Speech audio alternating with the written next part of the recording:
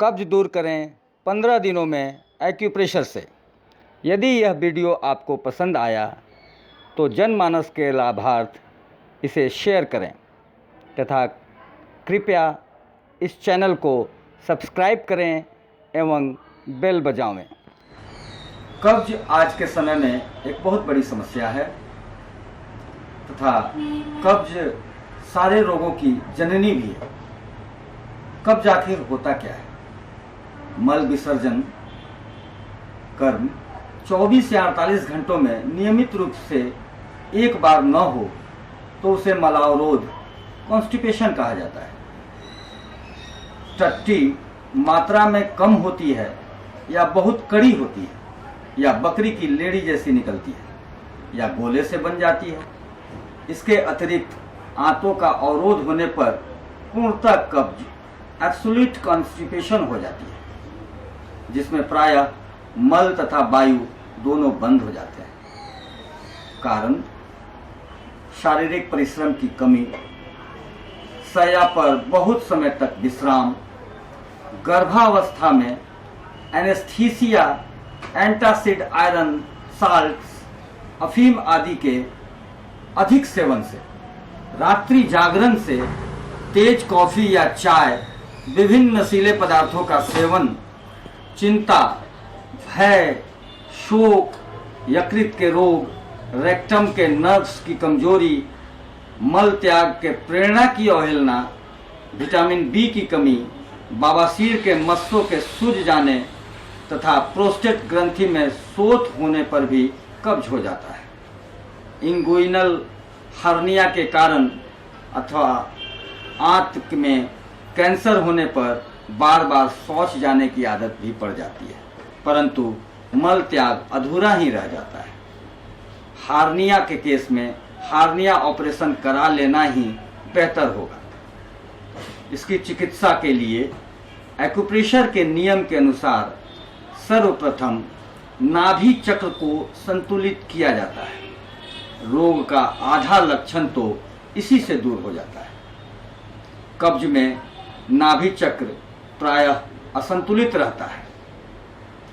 कब्ज के लिए कुछ मुख्य बिंदुएं हैं जिस पर मेटल प्रोब से पंप की तरह गहरा दबाव तथा प्रत्येक बिंदुओं पर आधा आधा मिनट क्लॉकवाइज एवं एंटी क्लॉकवाइज धीरे धीरे घुमाया जाता है। एक्यूप्रेशर की जो बिंदुएं हैं वो CV12, यहाँ मेरा नाभि है, नाभि से 6 अंगुल सीधे ऊपर की ओर, ये 4 अंगुल हुआ और 2 अंगुल, ये CV12 पॉइंट है। इस पॉइंट पर क्लॉकवाइज आधा मिनट और एंटी क्लॉकवाइज आधा मिनट प्रेशर देना चाहिए। ST25 नाभि से 3 अंगुली दाएं और बाएं स्थित होता है। दाहिने तरफ मैं दिखा रहा हूं, ये नाभि है और नाभि से 3 अंगुली सीधे दाहिने तरफ ST25। इस पॉइंट पर भी आधा मिनट क्लॉकवाइज और आधा मिनट एंटी क्लॉकवाइज दबाना चाहिए। GB20 ये हेयर लाइन है। हेयर लाइन से 8 अंगुली स्कल के तरफ, हेयर लाइन से 8 अंगुली पीछे एवं पीछे के हेयर लाइन से 10 अंगुली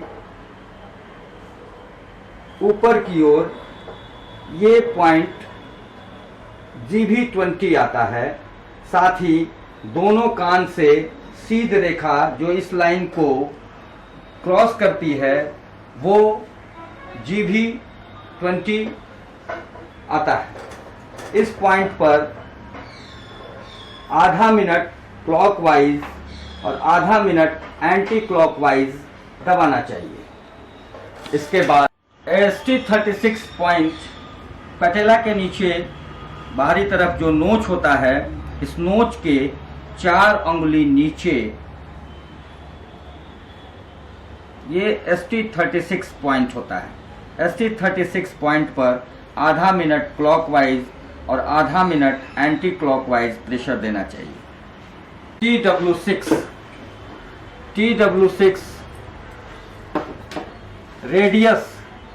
रेडियल बोन इसको कहते हैं, रेडियस, और ये अल्ना है।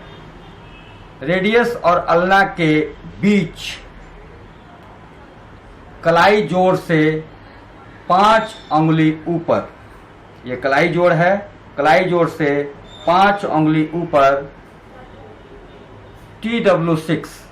TW6 पॉइंट पर क्लॉकवाइज आधा मिनट और एंटी क्लॉकवाइज आधा मिनट प्रेशर देना चाहिए। LI4 अंगूठा और तर्जनी मिलाने पर जहां मांसपेशियां ऊंचा उठता है, ये पॉइंट हुआ, इस पॉइंट को LI4 कहते हैं। इस पॉइंट पर आधा मिनट क्लॉकवाइज और आधा मिनट एंटी क्लॉकवाइज प्रेशर देना चाहिए। LI11 कोहनी मोड़ने पर कोहनी जोड़ के बाहरी हिस्से में, कोहनी मोड़ने पर कोहनी मोड़ के बाहरी हिस्से में LI11 है। इस पॉइंट पर आधा मिनट क्लॉकवाइज और आधा मिनट एंटी क्लॉकवाइज प्रेशर देना चाहिए। शरीर में लार्ज इंटेस्टाइन का मूवमेंट असेंडिंग इस प्रकार आता है, ट्रांसवर्स और डिसेंडिंग। तो एक्यूप्रेशर मेथड में दाहिने तरफ से लार्ज इंटेस्टाइन का असेंडिंग, ट्रांसवर्स, और फिर बाएं हाथ में ट्रांसवर्स और डिसेंडिंग, इस तरीके से भी दबाव देने से कब्ज में अत्यधिक लाभ मिलता है। डॉक्टर द्वारा बताए गए एक्यूप्रेशर पॉइंट्स को 5 चित्रों में दिखाया गया है। पहला चित्र में CV12, ST25, दूसरा चित्र GB20, तीसरा चित्र ST36, चौथा चित्र TW6, पांचवा चित्र LI4, LI11। संतुलित नाभि चक्र को संतुलित करने के लिए एक्यूप्रेशर में ये बिंदु है, इस बिंदु पर आधा मिनट पंप की तरह प्रेशर देना चाहिए। नाभि चक्र संतुलित होता है। साथ ही वैक्यूम के द्वारा भी हम लोग नाभि चक्र को संतुलित कर सकते हैं। नाभि चक्र पर, नाभि पर वैक्यूम इस प्रकार लगा दें। जब नाभि चक्र संतुलित हो जाएगा तो ये अपने आप कफ हट जाता है। सुबह और शाम खाली पेट स्वास्थ्य के अनुसार 2 मिनट से 5 मिनट तक कदम ताल चलना चाहिए। कदम चाल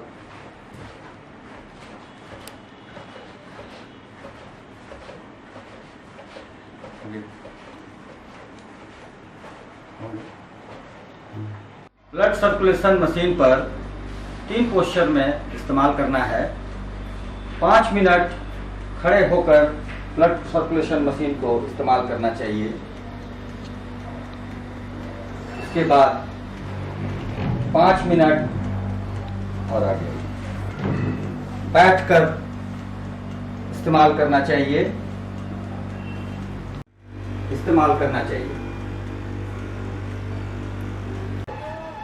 कब्ज हेतु विशेष व्यवस्था के साथ अगर जीवन आगे बढ़ाया जाए तो कब्ज को और आसानी से दूर किया जा सकता है। सर्वप्रथम सुबह कुल्ला करने के बाद तथा शौच जाने के पहले 2 गिलास सुसुम जल में आधा नींबू गार कर पिएं, तत्पश्चात शौच जाएं। दूसरी आदत, प्रतिदिन सुबह 5 बजे से 7 बजे के बीच मल त्याग अवश्य कर लें। मल त्याग हो अथवा नहीं हो कोई बात नहीं है, जाएं जरूर। तीसरा, एक दाना कच्चा लहसुन प्रतिदिन सुबह खूब चबाकर ताजा जल से खाएं। चौथा, तुलसी का पत्ता 5, गोल मिर्च 1, दालचीनी का छोटा टुकड़ा तथा छोटी इलायची का 4-5 दाना मिलाकर स्वाद के अनुसार उसमें गुड़ या चीनी मिला लें तथा काढ़ा बनाकर रोज पिएं। पांचवा, 1 सेव प्रतिदिन खाएं। छठा, अंकुरा हुआ चना और मूंग के साथ किशमिश का 8-10 दाना मिलाकर सुबह अवश्य नाश्ते में रखें। सातवां, संध्या के समय चना का भूंजा अवश्य। वज्रासन सुबह, दोपहर एवं रात के भोजन के बाद अवश्य ही करना चाहिए। बताए गए एक्यूप्रेशर बिंदु एवं व्यवस्था दोनों का कब्ज रोगी यदि पालन करते हैं तो पहले दिन से ही आराम मिलना शुरू हो जाएगा। साथ ही 15 दिनों के अंदर उनके कब्ज में बहुत आराम मिलेगा।